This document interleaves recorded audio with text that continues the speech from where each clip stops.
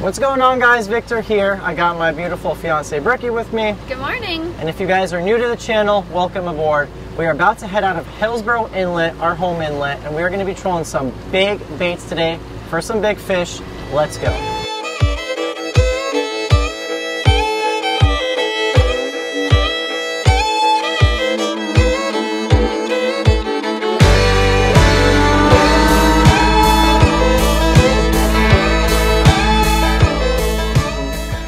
Mission number one for us is to get some Speedos, also known as firetails. So what we did is, we're over here on this reef line, got a chum bag, got the chum in the water, and we actually came here on Friday. Bricky filmed a video. We went out and snapper fished, and within 3 minutes we had Speedos all around the boat. I get so excited bait fishing, especially for these things. But we're just sitting here waiting for them to come by, and then we'll catch them, put them in the live well. Break off a nice big calamari right there. That'll be enough squid to catch all our bait today. So these Speedos that we're going after today have really small mouths, so you don't need a big piece, just about that big. This is a little mustad. This is a size 10 gold beak hook.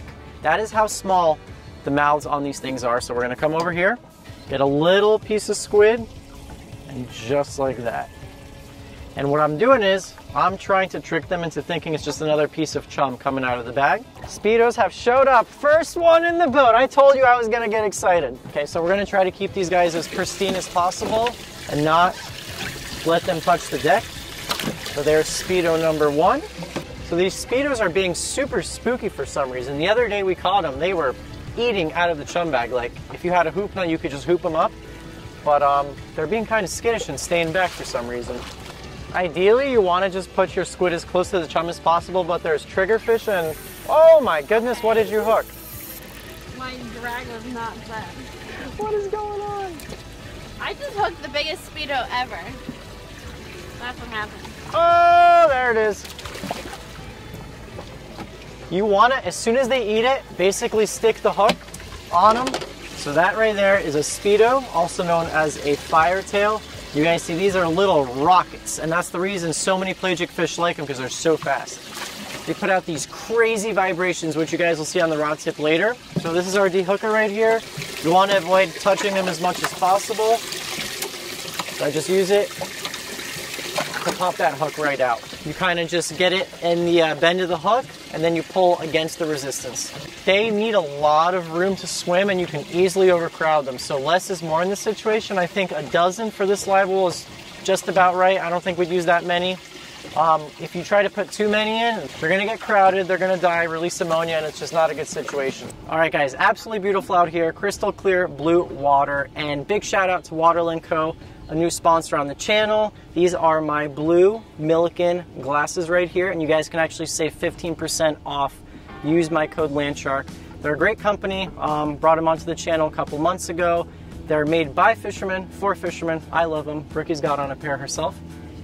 They make some snazzy women's sunglasses, and yeah, I've been loving them. So if you guys want to get someone a Christmas gift this season, check them out. Linked below, waterlandco.com. Now let's hook up one of these baits. I made some rigs last night, and they consist of this. You got a Mustad Ultra Point live bait hook. This is titanium right here. You can catch multiple fish on titanium, because this, unlike regular wire, you can actually tie knots with this. It doesn't kink. This is your leader. This is single strand wire. You guys see it already has a little kink in it, and that's because this stuff has memory, but it's a lot less expensive. I'm gonna take the Speedo, and I'm gonna hook them right here in the nose. There's kind of like a little indentation, just like that. Back treble hook, and I make sure that everything is nice and streamlined. I'm gonna hook them right there in the tail. And then this is something my buddy Cody taught me. You guys have seen him in past videos. It's a sliding treble hook, so depending on how big your Speedo is, you can kind of hook them wherever you want. And this is gonna be what we're doing all day long, and I'm so excited to do it. Let's get to it. And in we go. So the reason these baits work so good is because they're strong and they put out a lot of vibration. When you're trolling and you're trying to cover water and you're trying to get predators around your boat, something that's putting out a lot of vibration, fish don't just smell, they don't just see, but they feel. They have vibrations are really important when it comes to like predator-prey relationships in the ocean. So that's why I like these baits so much, because they just put out like basically like a dinner bell saying, eat me, over and over again. And they last a long time. We control these things all day long. They don't get tired like other baits.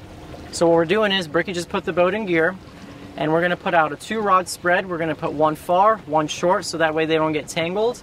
And we're just gonna slow troll around wrecks. We're gonna go deep, we're gonna go shallow until we find the fish.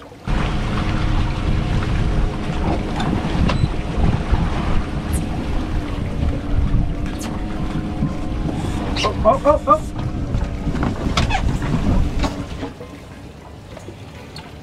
Oh, this is on. Come on, come back.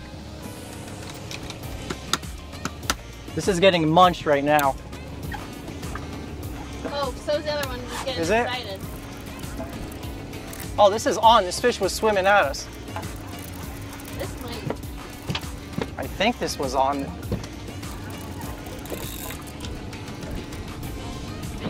Yeah, this is on. This is on. You want me to reel this in?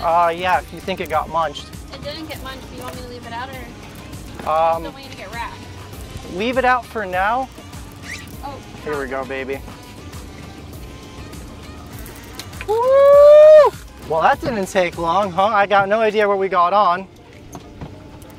But it did not take very long at all, did it? Oh, baby!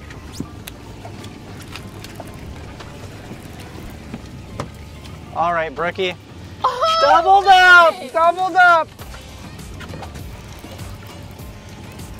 I knew this thing was getting munched. This is gonna be a tricky situation, huh?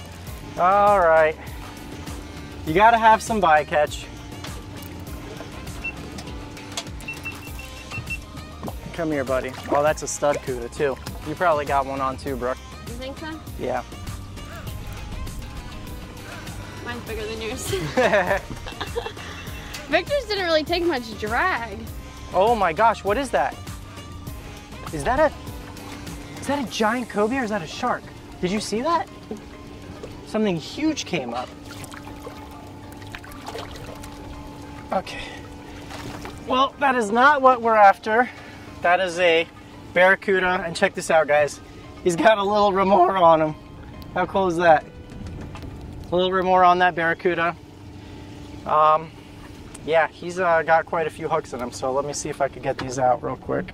So this rod went off almost the same time as Victor's, and we had just came off the edge of a wreck. So I'm kind of thinking mine's gonna be a barracuda too. I'm just now seeing color, it's long, but that's all I can see so far. Mine ran pretty good compared to Vic's. It's looking like a cuda as well. Yeah.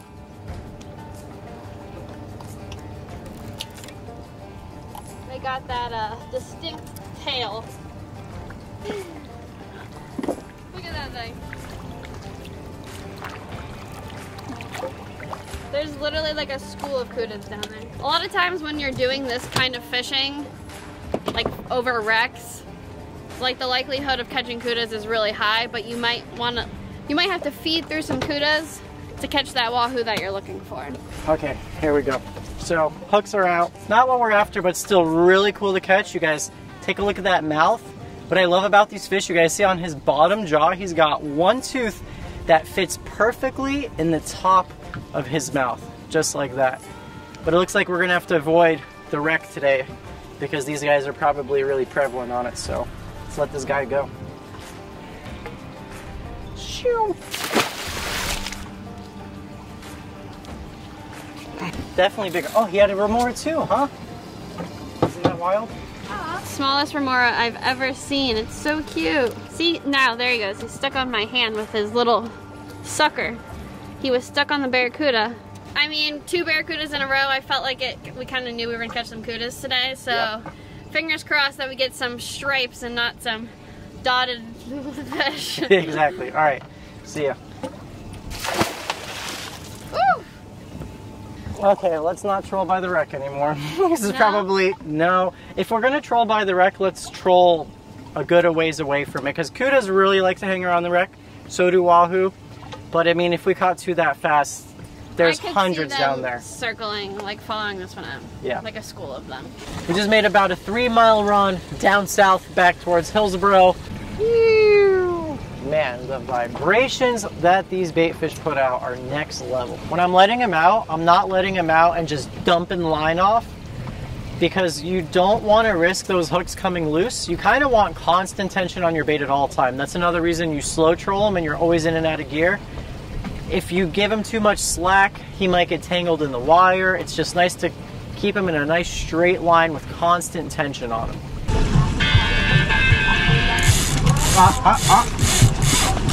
Sailfish? What was that? It came all the way up. It's got to be a sailfish. It is 2 p.m. and it has been quite some time since we've had any action out here. We've gone to every single wreck on the GPS, marking fish all day long. Finally got a bite. It could be. It could be the fish. It could be the fish we're looking for. Whatever it was an aggressive hit right on top of the water. For Speedos, when we're slow trolling them, they're deep. But if a predator comes up, it usually pushes these fish up top, so we usually see the bite. It's so funny because it really depends like what kind of fishing we're doing to what kind of fish you think you have. Like today, we're going out here trying to catch a wahoo and we're like, oh, it's a wahoo. But like if we came out here thinking that we're like trying to catch kingfish, it would be like, oh, it's a kingfish. Right? Yeah. Or like if you came out here wanting to catch a sailfish and then you're like, oh, it's a sailfish. But you just like have something set in your mind and you're like, that's what it is. Is it a shark? It's a shark. A shark? I'm not even kidding, it's a shark. See, now if we were shark fishing, we would have said it was a shark. Man, we can't catch a break. It's a shark. I cannot believe it. On the Speedo. I don't know what kind it is, but it is definitely a shark. I think it's a sandbar shark. And there's no way we're getting these hooks back. Oh no, that's a dusky. It's a juvenile dusky shark. Really cool fish. There is no way to safely get these hooks out. I'm not bringing that shark aboard, so we're gonna cut it as close to the edge of the rig as possible, because flying treble hooks and sharks and hands don't mix, but still a really cool animal. See ya, buddy.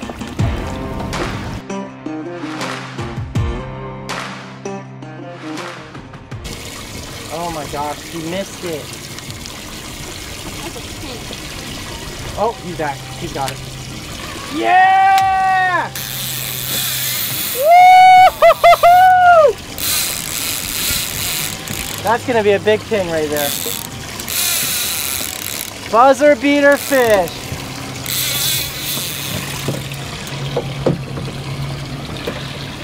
Oh my god, this is a big fish, guys. Big fish. He's in the reef. I felt him in the reef. Don't lose him. He's in some type of structure down there. That's insane. Well, it's not a kingfish then. I think it's a grouper. Oh my god. Play him nice. I think it's a grouper. I'm not even kidding. We're in 70 feet. You think it went down to 70 feet? It's on something. That's all I know. I can feel my line rubbing on something. So I'm gonna be playing them nice and gently. I gotta give credit to where credit's due. Brookie said, why don't we try going in really shallow? Go ahead, Brooke, tell them. I will tell them. So, all day long, Victor has been wanting to stay, like, at the shallowest he's gone is like 90 feet. And I'm like, come on, let's go shallower, let's go shallower. Finally, I drove the boat into 70 feet. Here we go. Buzzer beater fish. He wanted to quit, and I was like, no, no, wait. Let's just go a little bit shallower. Bam. So today has been an absolute grind. We got out here basically as the sun was coming up, got our baits. We went north, we went south. We tried drifting around wrecks. We tried trolling around pretty much everywhere. And we got those 3 kudas, that shark, and now the mystery buzzer beater fish we were about to pull our lines in. So if we land this, it'll definitely be a miracle. And it's gotta be a grouper. It's gotta be a big grouper. This is Victor's fish straight under the boat. And it's coming up. You're in like 50 feet and you're coming up higher. Oh, no, he's in something. Did you see that? My line is still in some type of structure. So many things are going through my head. Do I have a grouper that's sitting under a rock? So I have a kingfish that's wrapped around a cable like this a million times, and I'm just pulling on it and it's not doing anything because he's got to unravel the other way. The only thing that would save us right now is a mask and some fins to investigate the situation. Man, that is disheartening because, you know, whatever that was a good fish. But it was big and it was running and it went straight for the bottom. Come on, eat it. Eat it, eat it, eat it. Dude, you missed it. Here, I'll hold this. I'd say there's some fish here. Yes! I say we don't let it get in that thing again. It's going straight for the bottom. Oh my. Let's see what we got here. That Speedo lasted like, I don't know, 30 seconds out there. That was insane.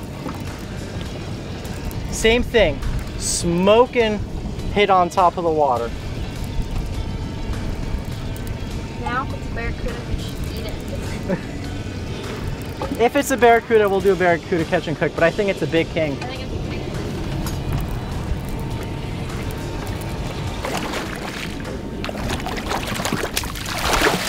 Nice job, babe. I mean, I got him in the upper back. That's alright. We finally got a fish in the boat, so whatever.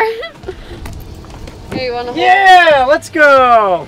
Let's get another one out. Yeah. Or you wanna try and get another one? That was Yes. like immediately. The other one was definitely way bigger.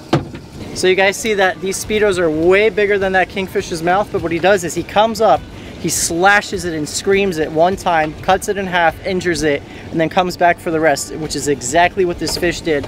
So the fish that I hooked right before this one must have been 4 to 5 times as big because it ripped some drag. This guy didn't fight that much, but we got dinner, we salvaged the day, and you guys get a catch and cook. All right, lesson of the day was we should have listened to Bricky all along and went in shallower. I'm glad we finally got something in the cooler. We always joke around about taking our ice for a boat ride all day when there's nothing in the cooler. So we finally put our ice bags to work and we had fun. Yep. It was a beautiful day out here, like perfect. It was flat, calm, skies were nice, weather was perfect. So we still had fun even though we only got the one fish. And we didn't catch the species we wanted, but. That's all right, we still got dinner. I'm gonna show you guys my favorite way to fillet a kingfish, and this method works good for all pelagic fish that don't have thick scales. I fillet my kingfish a lot different than I fillet my snapper, and I'll show you why. So kingfish have really thin skin, and since they have thin skin, I don't outline them like I do my snapper. I'll actually start right here by the tail, and I get my knife right on that kingfish's spine, and I'll kind of just work my way up, just like so. I don't know why, but I just find it much easier. I feel like with kingfish that are kind of on the mushier side, the less cuts you do, the better, because this meat will tear pretty easily. So I really like that method. So once I get all the way to the backbone of the kingfish, then I'll make my head cut right around here. So I'll go around the pec fin, go down to his belly, separate that, and then I'll flip him around actually, and kind of do the exact same thing on the opposite side. So right here by the gut cavity, and then right here where his anal fin meets the belly, I get my knife on the spine once again. I get my knife on that hard part, just pull towards me. Really trying not to saw, but kind of just like really pulling it on the bone. Okay, and then once I have that, I will meet my other half right along his belly here, trying to stay above those guts, right to that center line. Now, you guys see that a little bit of that meat is already falling off, because kingfish, I'm telling you, man, they can be pretty mushy. Now I'm basically just going slightly above the backbone. So now we should have separated it pretty much from both sides. Let's flip them around right here. Just make sure we're not stuck anywhere. And there's a bone right there. And look at that. That I find to be the best way to fillet kingfish. If you guys look how I approached it from both sides, you leave minimal meat on the spine. You just get to that backbone from this side, You flip it over, get to the back one from the other side. And you know, this kingfish has only been sitting in a cooler for a day. Let's look at the eyes. You can always tell to see if a fish is fresh when they don't have cloudy eyes. You guys can see his eyes are clear. Okay, now I'm gonna shave away at this belly right here. We're gonna get rid of that. You guys see I switched my knife to skin the kingfish and to do more precision work. I like a longer, more flexible knife. And all the knives I am using today are by Dexter. You guys can find them linked below, and you can actually save 20% off. You can use my code Landshark. Now to skin this thing, since these guys have really thin skin, I'm gonna skin it in 2 sections. Look at that horrible gaff shot that some psychotic girl did. Flip the camera around, let's see that psychotic girl. That's me. Guilty as charged.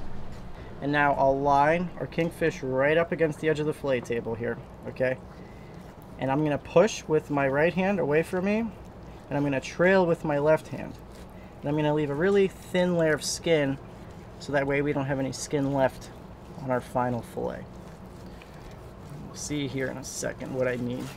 So look, if you leave a really, really thin layer, you avoid getting less bloodline in your kingfish fillet as well. Okay guys, so we're gonna do a very simple and quick fish dip with the kingfish. Brooke said she's in the mood for fish dip, so that's what we're gonna have. There's 3 things you need about fish dip. You need to brine your fish, you need to smoke your fish, and then you gotta mix your fish. So this is step 1, which is the brine, which is just water, salt, brown sugar, and then whatever aromatics you want in there. So I put a little soy and Worcestershire in there. So the purpose of the brine, add moisture to the fish and also season it at the same time. So I know this doesn't look good, but it's gonna do a lot for the flavor of the fish. I'm gonna drain the liquid. Step 2, gotta smoke the fish. Out here on the Camp Chef Apex Grill. Absolutely love this thing. So I'm gonna just set this right on the grill grates. And we're gonna smoke this at 200 degrees for about, I would say anywhere from an hour and a half to 2 hours. You guys have seen Camp Chef's been a sponsor on the channel for a long time. I cannot tell you enough good things about this company. First of all, where are you gonna find a grill that not only smokes, has gas burners on the inside, but then this thing right here is a fisherman's best friend.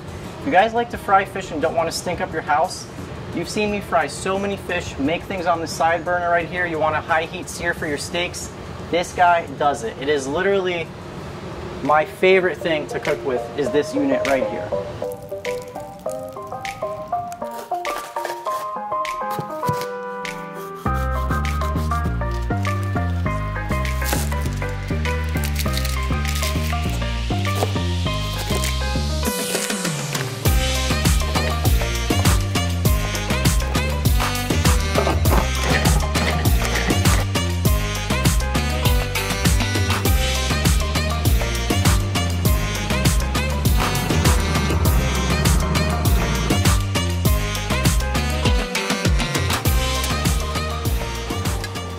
You're doing a little smoked fish dip. I'm feeling.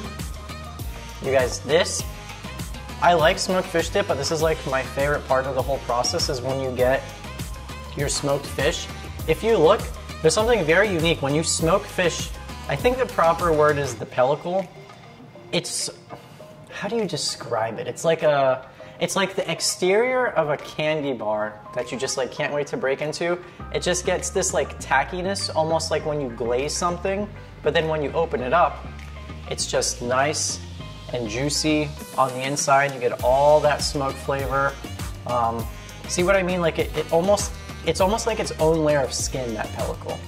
It's just delicious smoky flavor. So what we're gonna do now is what? Even as plain as this is, when people rat on kingfish saying that it's not good.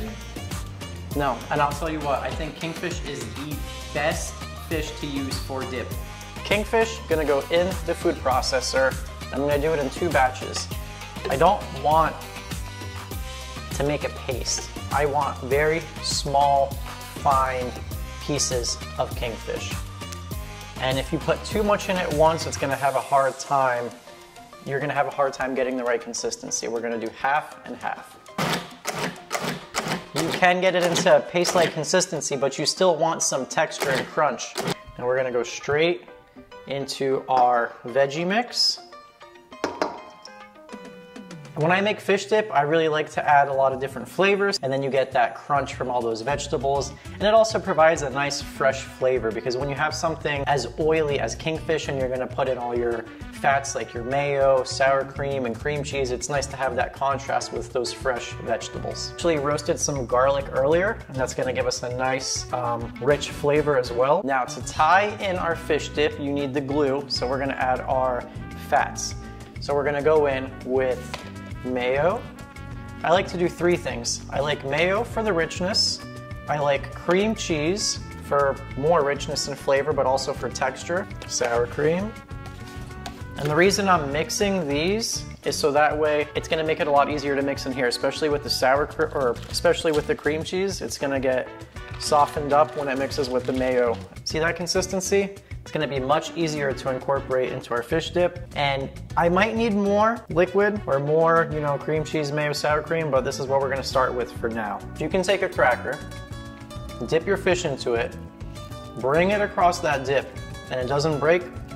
I think you made a good consistency for your dip. Texture's good, flavor's good, but we gotta add a few more things. It's not really spicy from that jalapeno, so I'm gonna go in with a little more cayenne. I'm not getting enough garlic flavor, and you guys know how much garlic I like, so we're gonna go in with a lot of garlic powder, as well as paprika. And then, believe it or not, it wasn't that salty even with that brine and all that mayo. So after this, we should be good. What I like is that we turned that little kingfish into all that right there. We haven't made fish dip in a really long time, and this morning I was like, we should make fish dip with this fish, and it really like hit the spot. Well, we filmed an outro for this video, but I guess we forgot to press the record button, so that's why you guys see us standing here now. But I really want to wish you guys a Merry Christmas, Happy Holidays, Happy Kwanzaa, Happy Hanukkah, whatever you guys celebrate. Me and Brooke celebrate Christmas, so I'm gonna wish you guys Merry Christmas. And I want to thank you guys, because this is going to be the last video you see for 2022. It was an awesome year, and I want to thank you guys for that, for letting me and Brooke live out our dreams, making videos for you guys. Thank you everyone for watching and all the kind comments. We really appreciate everyone's support, whether you're just watching or you're commenting, liking, sharing your videos with friends and family. We enjoy meeting all of you in person when you guys do come up and say hi. And even if you don't, we just are very grateful for all of you, so thank you so much. Yeah. Till the next one in 2023, see you guys. Bye!